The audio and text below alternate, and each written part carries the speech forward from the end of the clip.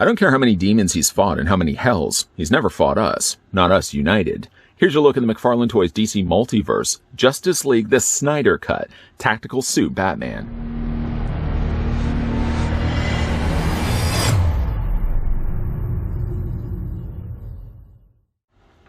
As Gotham City's greatest vigilante, Batman has fought single-handedly for years in relentless pursuit of justice.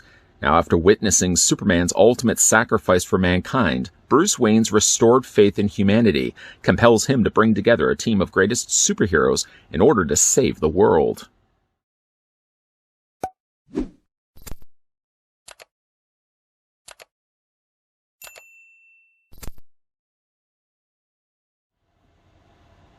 Before we get the review started, for Tactical Suit Batman, the first thing we're going to want to do is figure out how tall is the figure. Technically, the packaging doesn't call it Tactical Suit Batman, even though this is the suit name that he has in the movie. The packaging just calls him Batman. That being said, though, we're going to go ahead and take the tape measure and put it right to the very top of his head. I'm going to move it across. I want to make sure I get it as high as I possibly can while still getting the proper read of the figure. You're looking at Tactical Suit Batman, or just regular Batman. Let's call it that, I guess, if you want to. 8.4, or almost 8.5 inches in height. Switching that over to centimeters, you're looking at that, then the figure standing 21.3 centimeters tall. Batman is a bit sparse in the way of his accessories. We'll talk more about that in a second. Starting first, though, he comes included with his trading card. Can I just say I'm glad to see that the trading card is using an image of the source material and not feeling the need to take a picture of the figure, which is something that they've started doing with a lot of their DC Multiverse figures. It's fine if you don't plan on keeping the trading card, but I always feel like if you're going to be pulling it from the source material, have the image of the source material on the trading card, not a picture of the figure. Here, though, clearly we can see there's Ben Affleck dressed as the regular Batman in the bat suit. Funny enough, though, all the sets online that are advertising, and in fact, actually, it took me forever to get this set. I pre-ordered it way back in late June. Finally got shipped to my doorstep. But it didn't actually package regular suit Batman. Instead, what they packaged is the tactical suit that we're looking at here. At some point, I'm sure there was a regular Justice League Batman. I'm going to see if I can track that one down. But it seems, for me at least, all the things I've seen online, images of the sets, have all seemed to advertise tactical suit Batman instead of his regular costume. Love the look of the Justice League suit. I actually find it's a little more streamlined, the Batman v Superman costume, which I always felt was a little bit more bulkier. You can, of course, flip this around, and not only do you get the stats of Batman here, it's actually telling us that it's Justice League, the Director's Cut, or the Snyder Cut. McFarlane seemed to be one of the first parties actually getting on board promoting the Justice League Snyder Cut. In fact, as soon as the Snyder Cut was announced, we almost seemed to get images right after that of Snyder Cut-based figures from McFarlane Toys. Really happy to see that the company stood behind Snyder's work. And really, I feel like it's one of the first companies that were really heavily promoting the Snyder Cut of Justice League. Now, of course, you got the read-up down below there as well. You can pause that for yourself, or even at the beginning of this review. It's the very same read-up that I read. I'm going to put that to the side. Batman also comes included with the display stand. There's nothing really new here necessarily. You get the same standard stand. You got the DC logo down below here. I mean, yes, it would have been nice if they could have swapped out the DC logo instead in favor of, like, the Justice League logo. I think that would have been a nice touch. The stand wouldn't have had to change at all. It's simply just the printing that you're putting at the bottom of it. In this case, though, they're basically just reusing the stand. Believe you me, I'm not choosing this as a battle to stand and fight against. I'm just glad to see we actually get ourselves Justice League figures. So we'll get the stand, we'll put that to the side, and then, like I said, Batman's accessories are on the limited side. He only comes included with a Batarang. The Batarang seems to still follow the pattern of using really, really thick plastic, but at least it's not as thick as some of the Batarangs that we've seen before. Some of them have been pretty thick. The Batarang can fit into either one of his hands. This hand right here, provided we twist it around the right way, fits into his hand on that side, like that. Or, of course, yes, you can fit it on this side as well. Another accessory I certainly would have liked to see included with Batman is a Parademon blaster, the rifle that he uses at one point in the movie. Like I said, though, he only really comes with the Batarang, which is fine and good. I mean, again, it's entirely up to you how you would display the figure. I guess you probably could use accessories from other sets. But nice to be seeing that he could have come included with just more than just the Batarang. Let's put that to the side. Let's get a closer look at Batman here, Tactical Suit Batman. Now, this figure was advertised as having 3 different variants. There was the one, of course, that we're looking at in this review with the goggles being down. There's another variant, same head sculpt, with the goggles actually on the top of his head, higher up. And then there is a third variant that actually has the Bruce Wayne portrait. Of the 3, and I don't think it possibly could have been randomized the way that they had this set up, the pre-orders on many of the websites. I mean, the set just advertises Batman. It doesn't actually tell you which Batman you're going to be getting, so I'm guessing it probably would have been a random selected figure. Honestly, though, I'm glad that I got the one with the goggles being down. I saw images of the ones with the goggles up, and I just don't like Batman in this costume with the goggles up. It looks off. I prefer the goggles being down. I must say, though, with them being down, that's a nice-looking Batman head sculpt. If I could be critical at all, I would probably say like the skin tone on his face seems a little chalky, a little muddily applied, but it's still a nice looking head sculpt. They even went to the full length of actually sculpting the nostrils on the under area of his cowl. I think that's a really nice touch. It looks, yeah, it's a little strange because it looks like he's got a pig nose, but at least they've actually painted that in and didn't just leave it. The head sculpt, like I said, is accurate to the way it looks in the movie. Now, this is again with the goggles being down. We can spin this around so you can see it from all the sides.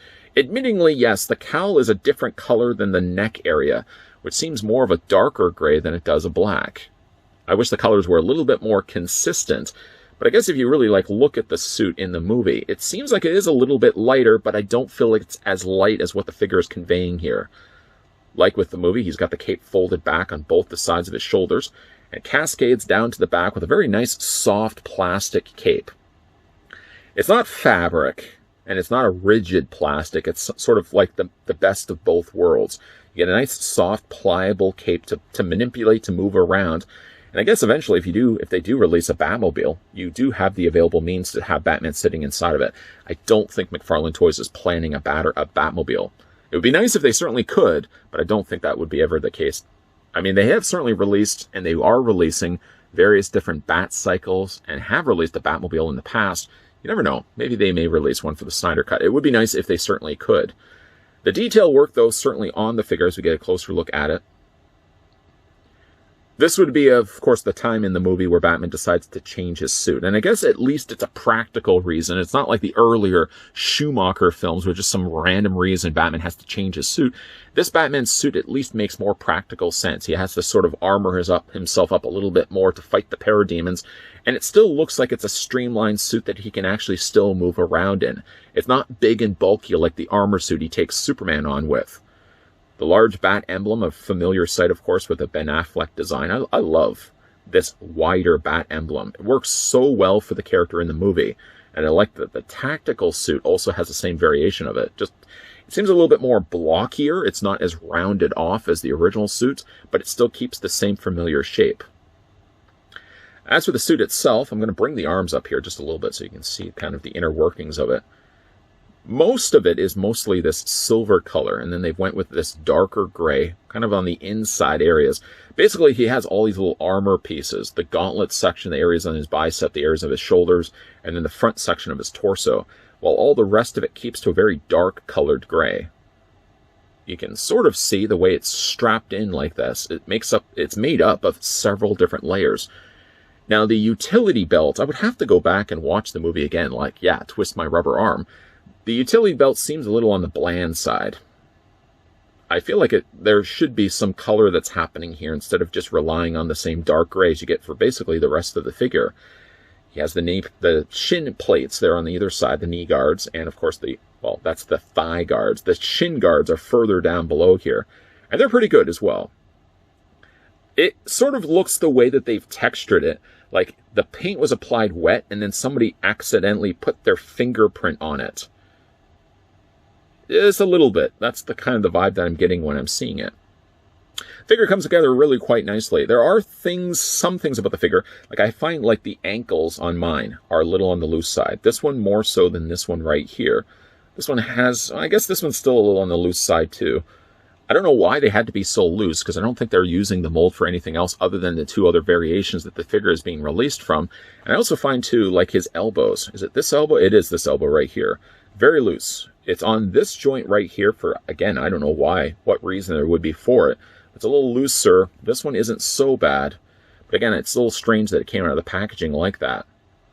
Okay, so let's have a look at the articulation now on Batman. His head rotates all the way around. It hinges up. It hinges, yes, down. And you can also rock it back and forth as well. As for his arms, despite for the fact he's got the cape folded over like this, you can very easily move the arms up not only at a 90 degrees, but you can almost get Batman in a jumping jack pose, which looks a little on the strange side. He does have the socket joints, additionally, that allow the arms, the shoulders to hinge further forward, further back, and also allow them to bring a little bit further forward as well. Although the size of the shoulders will limit a little bit of what you can actually do, but you can still get Batman in a pose like he's throwing the Batarang forward. And you can see by the cup joint, it does allow the arms to move a little bit more inward. I always appreciate those when they're not obnoxious. We have certainly seen some of the McFarlane Multiverse figures where they've had really large socket joints. These ones are generally quite small, and the way that they're textured, they seem to go well in for the rest of the suit, where it doesn't look like they're separate pieces at all. The arms rotate all the way around. You can, of course, rotate the bicep all the way around, which, again, for this figure is very loose. Why does it have to be as loose as it is? I've had the figure only out of the packaging for about an hour or so playing around with it, and I can't think that that would be enough to make the biceps this loose. This arm still is loose, but isn't as bad as this side. It has the double hinge on the elbow. And, of course, you can rotate the hands all the way around, hinging them back and forth. The figure has upper torso ball joint.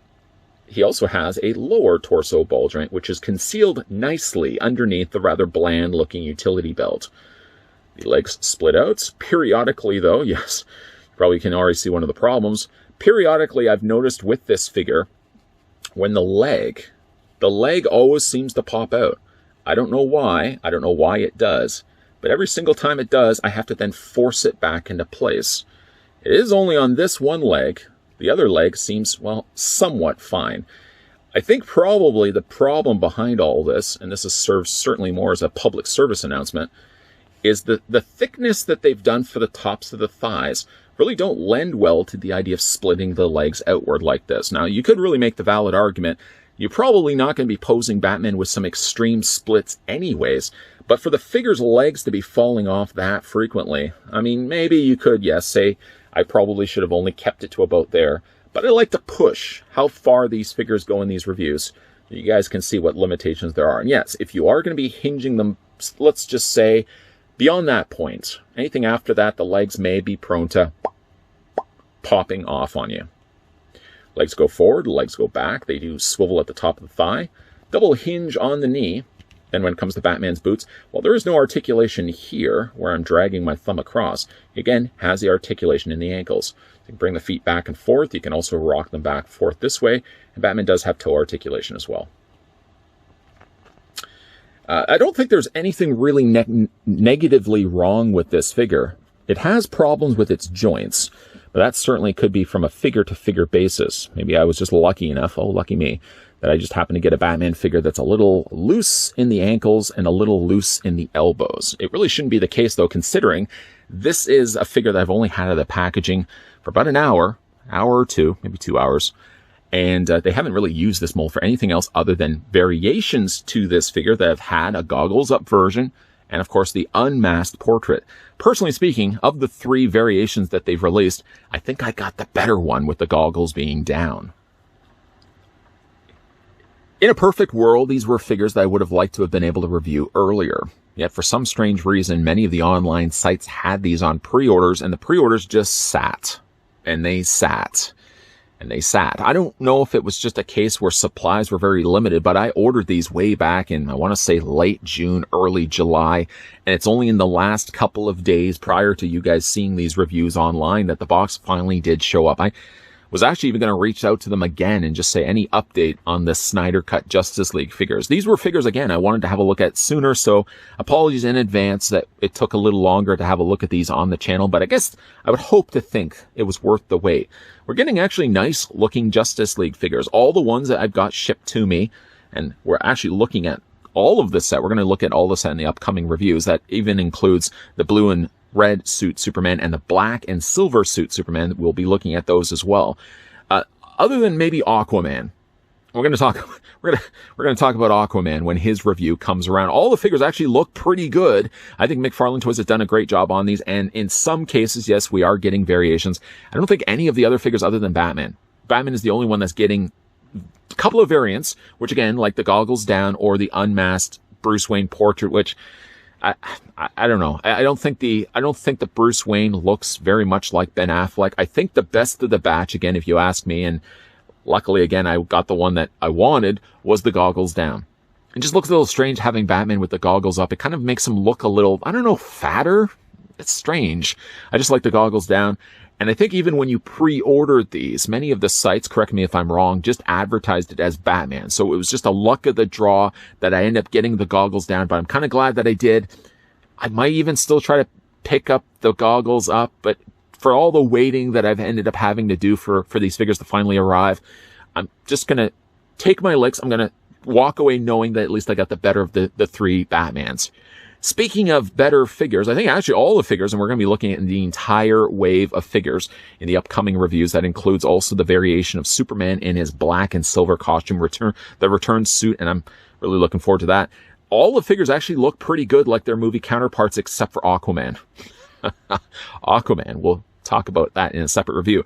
Could Batman have come included with other accessories? Yes. He only comes with really the Batarang. He could have come in also with the Parademon, that blaster, that laser cannon that he uses in the movie. That would have been a nice touch to include that. The Hot Toys version didn't include that. This Batman only comes with a Batarang. So, again, for displaying this Batman, it's pretty easy to figure out which accessory I'm going to display him with. I'm going to display him with the Batarang.